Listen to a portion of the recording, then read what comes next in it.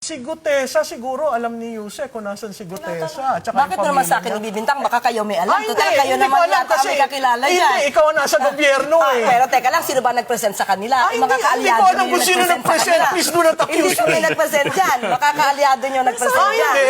Ay, yan ang propaganda. Biro mo ang assertion mo, ako kasama. Eh, ba't mo Excuse hinahanap me. sa akin? Baka Ay, alam mo.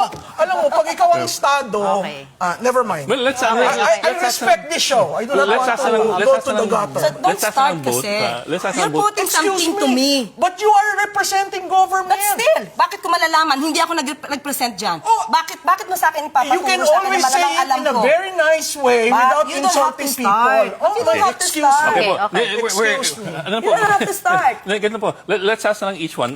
Do we have any information from either end?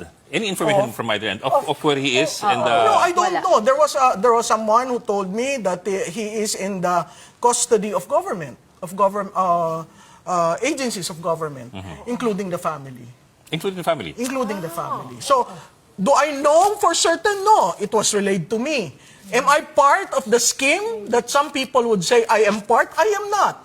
I am just an ordinary citizen who loves this country and would like to comment on certain things. Tinanong natin yan sa Marines eh. At sinabi nila na wala sa kustodiya nila, walang nakakaalam. Siguro ang dapat na natin tanong si Mike Defensor. No, we asked Mike Defensor. We asked